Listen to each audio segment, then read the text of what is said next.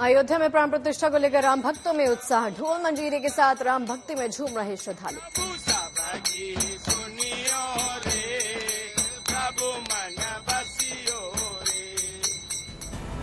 हनुमानगढ़ी मंदिर में बड़ी संख्या में पहुंच रहे हैं श्रद्धालु। सुगम दर्शन के लिए अयोध्या प्रशासन की तरफ से हो रही तैयारी।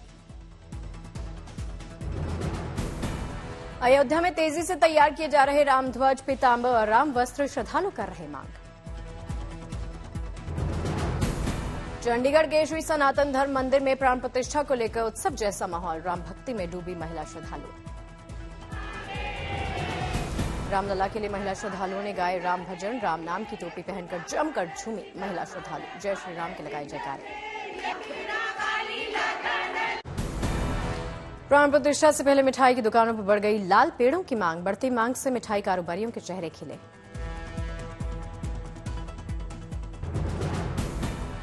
जलेसर से आए दिव्य घंटे को राम मंदिर में किया जाएगा स्थापित। लोगों ने लगाए जय श्री राम के जयकारे। देश भर से आए जल पात्रों और भार के लगे ढेर। प्राण प्रतिष्ठा के दिन श्रद्धालुओं के भेजे पात्रों को रामलला को किया जाएगा अर्पित।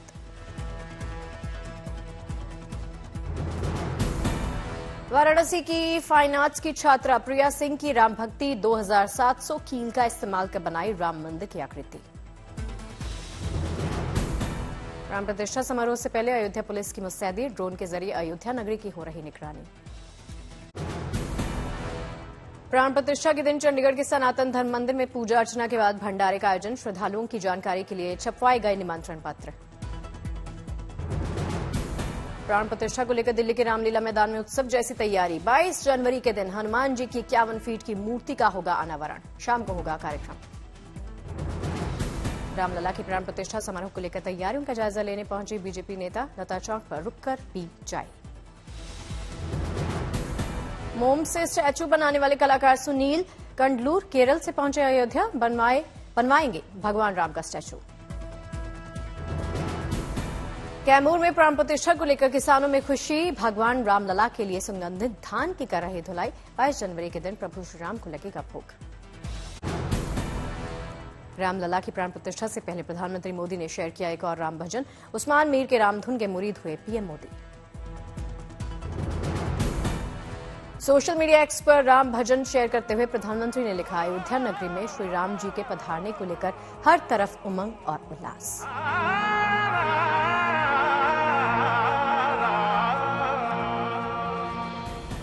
अयोध्या में रामलला के प्राण प्रतिष्ठा के दिन वीआईपी मेहमानों को दिए जाएंगे तोहफे। सनातन सेवा न्यास की ओर से राम जन्मभूमि से जुड़ा स्मृति चिन्ह दिया जाएगा।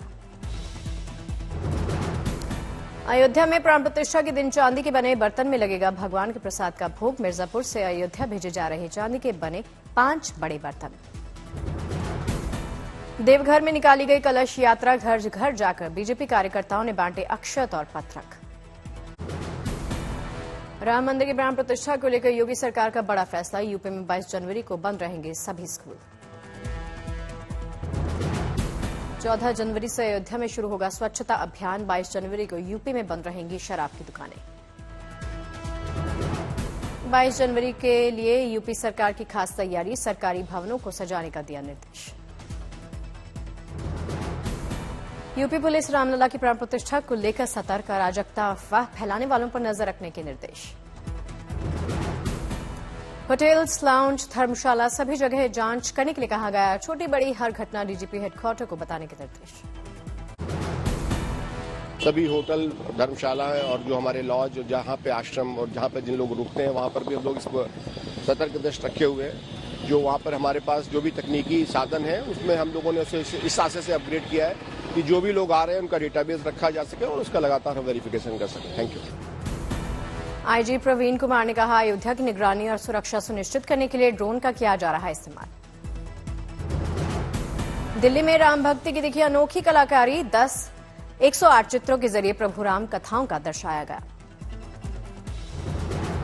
रामलला की प्राण प्रतिष्ठा में भंडारे की भरपूर व्यवस्था की जा रही। देश भर से राम भक्तों ने भेजी सामग्री। समिति ने किया स्टोर। प्राण प्रतिष्ठा समारोह के लिए काशी के डोमराज को भी न्यौता। श्रीराम जन्मभूमि तीर्थ क्षेत्र न्यास ने किया आमंत्रित। प्राण प्रतिष्ठा से पहले समाजवादी पार्टी के महासचिव स्वामी प्रसाद मौर्य ने अयोध्या में कार सेवकों पर हुई गोलीकांड पर दिया बयान। कहा, संविधान रक्षा के लिए चलाई गई थी गोली।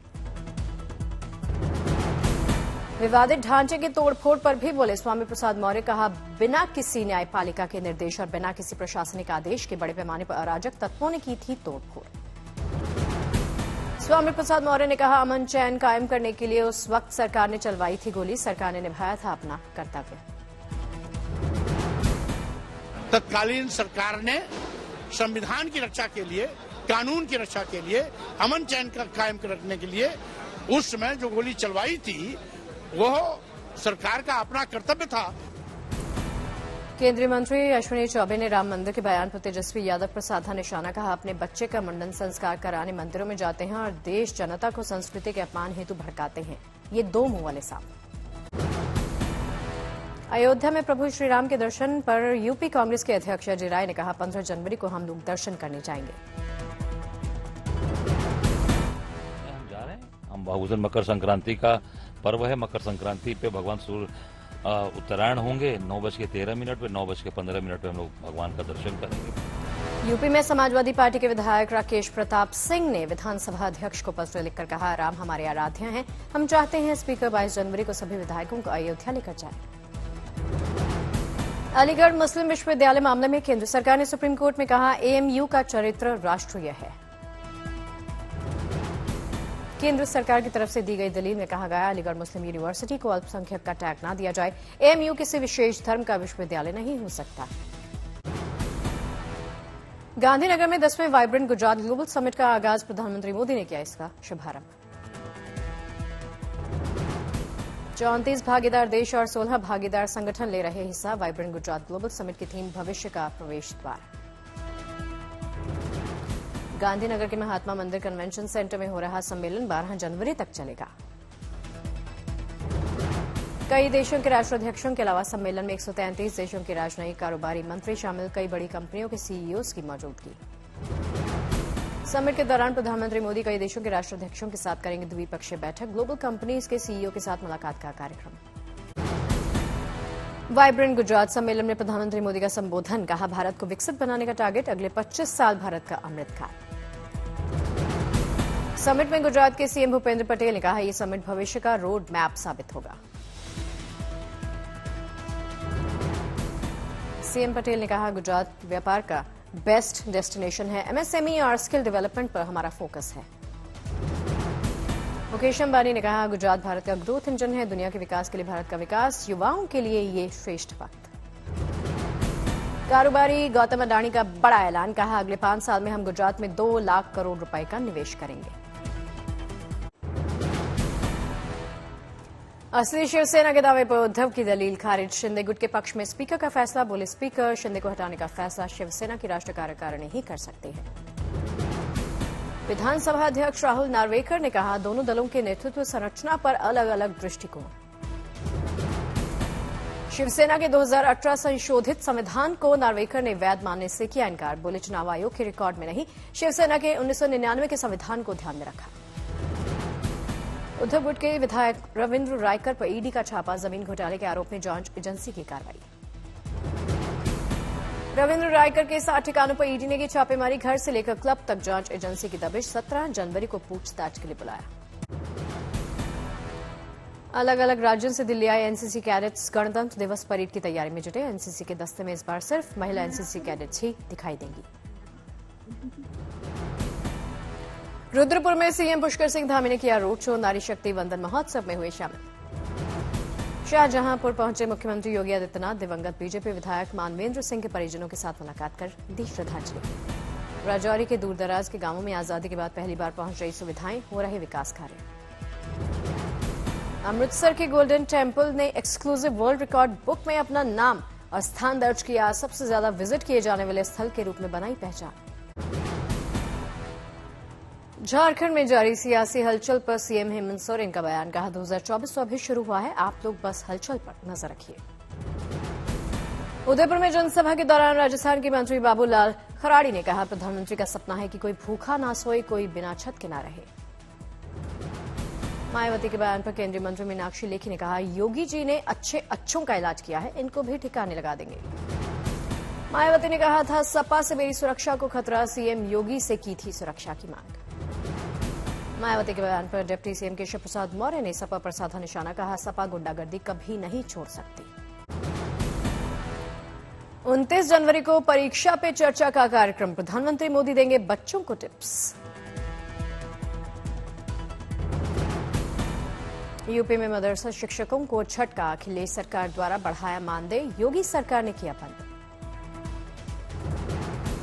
तमिलनाडु परिवहन यूनियंस की बस हड़ताल दूसरे दिन भी जारी, यूनियन ने सरकार पर अपनी मांगों की अनदेखी का आरोप लगाया।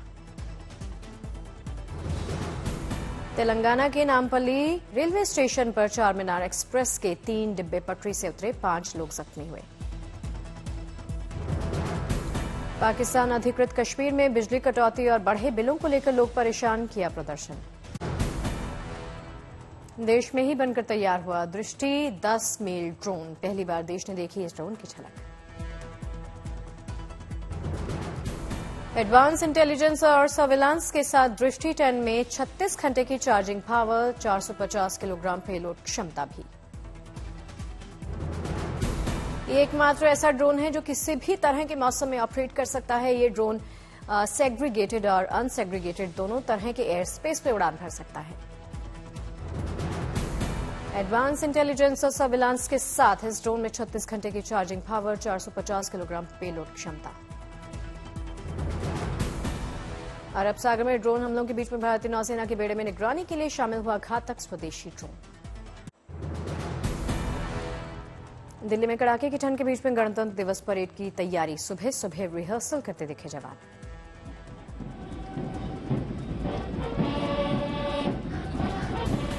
दिल्ली एनसीआर में आज भी कड़ाके की सर्दी, कई इलाकों में दिखा कोहरे का असर।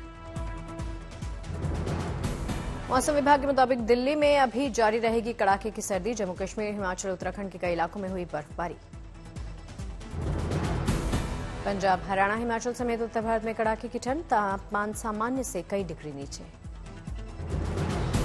पंजाब के कई इलाकों में बादल छाए रहने से कोहरे से हल्की राहत, लेकिन शीतलहर का प्रकोप जारी। भोपाल में मध्य प्रदेश के नवनिर्वाचित सदस्यों के लिए 2 दिवसीय ज्ञानोदय कार्यक्रम का आयोजन किया गया, स्पीकर ओम बिरला हुए शामिल।